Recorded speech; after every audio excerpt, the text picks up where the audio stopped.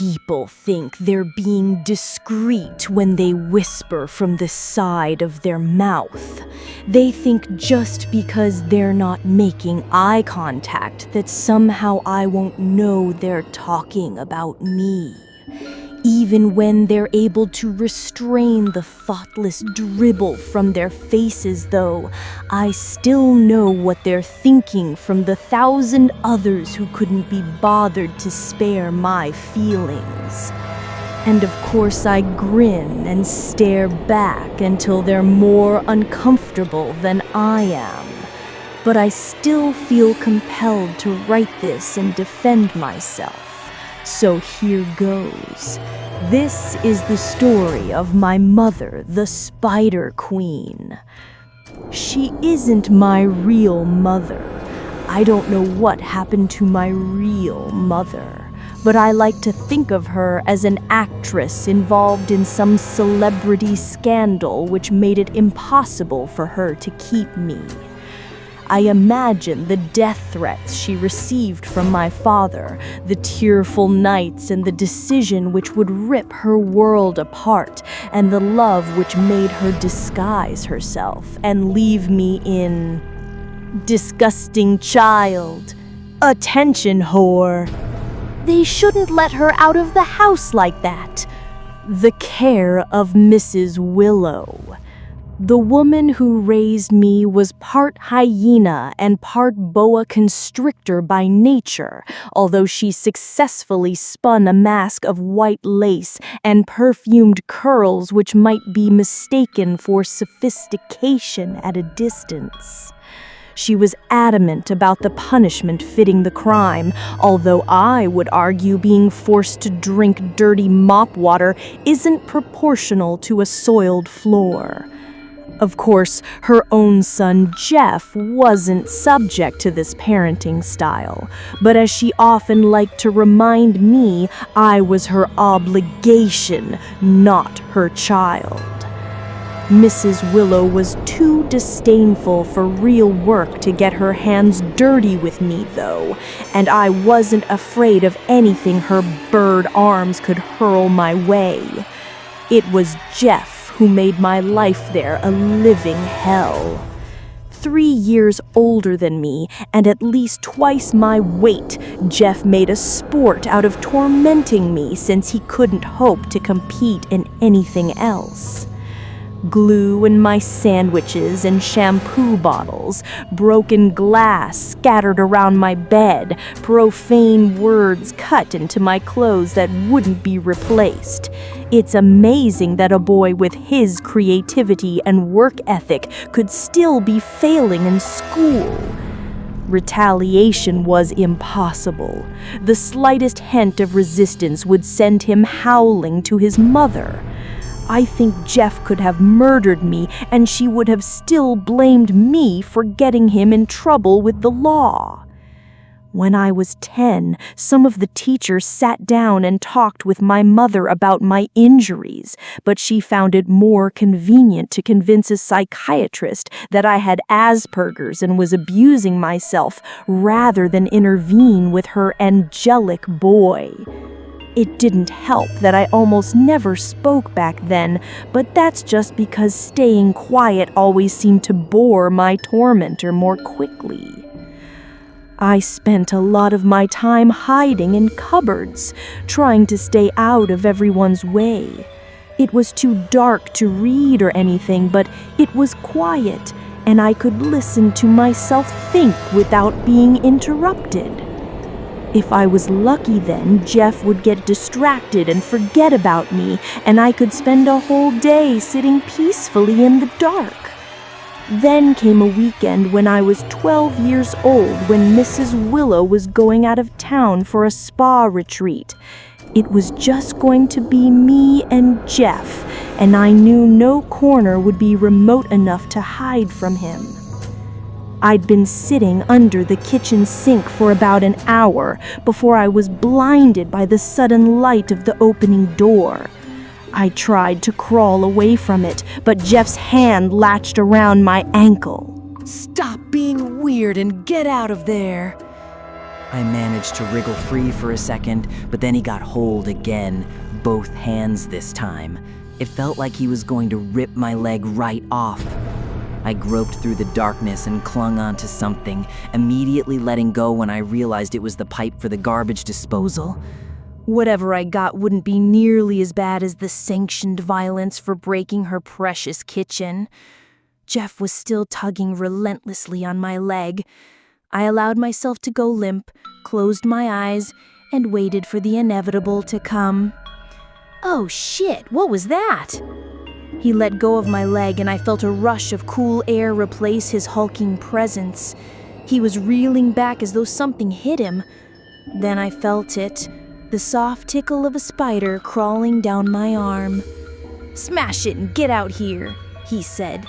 Jeff was already halfway across the kitchen, actually trembling. I couldn't believe my eyes. 15 years old, pushing 200 pounds, and he was actually scared of an insect? I gently cupped my hands and let the fuzzy little guy wander into them. "I told you to kill it," Jeff shouted. I let it meander up my arm, enjoying the sight of Jeff's squirming in discomfort. I pretended to swap the thing, then scooped it up again and placed it in my hair. I giggled, not from the soft tickling of its legs, but rather at the white, bleached horror spreading across Jeff's face. I cautiously climbed out of the cupboard, waiting for him to attack me at any moment, but he was absolutely frozen with terror. "You can't just leave it there," he finally spluttered. "It's going to bite you." But it didn't, and why would it? Animals aren't like humans. They need a reason to cause suffering. Humans only need an opportunity. Jeff followed me, but remained a respectful distance for the rest of the day. What I had anticipated being the worst weekend of my life was actually the best I can remember. The spider and I were inseparable, and I named it Swish because of the feeling of its fuzzy legs on my skin. Jeff wouldn't even get close to me, and it didn't take long before I figured out how to use Swish as an excuse to control him completely. "I wouldn't sit there," I'd say. Swish was hiding between the cushions. Or, "You sure you want the last donut? Don't you see the little footprints?" It was like a miracle. He locked himself in his room for 2 days straight, and I had complete freedom. First thing I did was make a fly trap out of some honey and glue, and then fed Swish for his hard work. Then I got to take a shower in the bathroom with hot water and let it run for as long as I wanted without being yelled at. I even used real shampoo and everything. Swish waited for me on the sink, so I rewarded him with another fly. It was a dream to think that kind of respite could last. Before Mrs. Willow had even set down her luggage, Jeff was already spinning the most incredible lies. She chased me with it all over the house, wouldn't leave me alone. She put it in my food and wouldn't let me eat, so I had to starve the whole time you were gone. "I think it's bitten me, look." Mrs. Willow had come back earlier than I had expected. I didn't have time to hide Swish. After everything it had done for me, it was my fault what happened. Mrs. Willow grabbed me by the hair and dragged me all the way to the bathroom. I told her it wasn't still in there, but she wouldn't listen. She chopped off all my hair with kitchen knife, then shaved the rest of my head down to the scalp. I didn't struggle, because I knew that would just give her an excuse to cut me. After that, she tore my room apart until she found it. I'd built a home out of a shoebox and some twigs. Mrs. Willow didn't want to touch it, but Jeff was howling so badly that she just dropped the whole nest in the bathtub and lit the thing on fire. I squeezed my eyes shut, unable to watch the poor creature struggling to escape. I knew exactly how it felt, wanting so desperately to get out but having nowhere to go. And when it burned alive, I couldn't help but envy it for finally being free. After her trip and that ordeal, Mrs. Willow was too tired to do anything more to me that night. Tomorrow, though, she gave me her word like she was swearing her righteousness before God. I was going to pay for what I did to her son. Girls with Asperger's, Mrs. Willow said as she closed me in my room for the night, have been known to do horrible things to themselves. I even heard of one cutting off her own ear with a pair of scissors. I don't think anyone will be surprised by what happens to you. I lay awake the whole night, imagining what may be in store for me. Mrs. Willow didn't usually like to break the skin with her punishment, but between her zealous worship of her son and the wild look in her eyes, I didn't rule out any possibility. Worse than anything, though, was the feeling that I betrayed Swish. I hadn't built the house for him at all. I built it to keep him trapped so he wouldn't run away and leave me alone. It was my fault he'd been in there when Mrs. Willow found him. Maybe I should have tried to run away too, but I was convinced she would find me again and it would only make matters worse. If I'd learned anything from living here, it was resistance always made things worse. I just had to close my eyes, try not to cry, and let it happen. I wish she could have just done it tonight. The anticipation was the worst part. If I could just fall asleep, it would be morning and then it would pass. But no, all night long I lay awake listening to the soft swish of little legs, no doubt scurrying to flee the house. I must have fallen to sleep at some point, because next I knew I was woken by the midday sun flooding through my window. I couldn't believe she didn't wake me. I quickly patted myself down, making sure she didn't cut off anything in the night. Then I crept from my room, peering around the house. All the doors were closed. All the lights were off. It was as though no one had woken up at all. Maybe this was part of the punishment. She knew I hated the waiting. She was just gonna let the fear keep building up until I least expected it, and then knock. I gently tapped on her bedroom door. The lights were off, but the door swung open and I saw her sitting on her bed, fully dressed, white lace straight, hair perfectly curled. She waved at me and smiled, and I immediately shut the door. So she is awake. This is just a game to her. Well, it wasn't fair, and I wasn't going to play. I couldn't just sit and wait for it to happen. I couldn't just be quiet and still forever. I was going to tell her what really happened.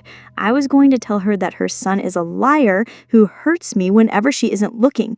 I'm going to scream it in her face, and if she hits me, then all the better. At least I can let her anger out and get it over with. Opening the door again took all the strength I had. "Mrs. Willow," I said it loud and defiantly into the dark room. "Your son is the one who deserves to be punished, not me." Her head tilted to the side, as though unable to support its own weight. She turned to face me in small increments, unable to believe what I had just said to her. All my instincts roared at me to close my eyes and hide, but I stared her fiercely in the face. She burned Swish alive, so now she gets to see my fire. "He's a sadistic brat, and the more you lie to yourself, the worse it gets," I said. She stood shakily to her feet and took a step toward me. "You think you're protecting him, but you're not, because one day he's going to go out in the real world where he's accountable for his actions." She was almost on top of me now. I was going to get it worse than ever, but I didn't even care. I wanted to fight back. "I just want you to know that you're a terrible mother, and at the end of Jeff's miserable, destructive life, he's going to blame you and hate you for it. And if you don't already, you're gonna hate him right back." There, I finally said it. She dove at me, but I didn't try to run. The last of my strength was gone, and my old protective instincts flared up. I closed my eyes, I let my body go limp, I told myself to accept the pain. Swish. "You're absolutely right. I'm so sorry, my love." I felt her arms around me, but she wasn't trying to choke or restrain me. She was hugging me. It was such an alien sensation that I immediately opened my eyes. That's when I saw them. Hundreds, no, thousands of gossamer spider webs holding up her body like a marionette doll. I recoiled immediately, and she let me without the slightest resistance. Swish. The spiders were everywhere, crawling across her face, through her hair. When she opened her mouth, I saw more of them inside her, pulling the threads to work her jaw. Her throat pulsed, and I knew more must be further down to vibrate her vocal cords. But he's never going to hurt you again. You have our word. I was too shocked to fully understand what was happening. The alarm in my mind wouldn't stop, and I still felt like I was about to pay for my rebellion. I didn't want to stare, but couldn't look away. I didn't want to go and see, but my feet carried me there anyway. I opened Jeff's room and found him on his bed. His hands and feet were bound with countless loops of spiderweb. More of it was across his face, tying his tongue securely to the roof of his mouth. His skin was perforated with 1,000 holes, and spiders were crawling in and out of them as they carefully partitioned and wrapped each piece for consumption. His eyes blinked at me, although I don't know if that was a sign of life or simply the successful attachment of yet another internal strand. I quietly closed the door and let them finish their work. So, if I seem strange to you walking down the street with spiders in my clothes and hair, don't think I'm doing it for attention. They were a gift from someone who wants to keep me safe. I love them, and I love her for it. My mother is the Spider Queen, and she's the only family I've ever had.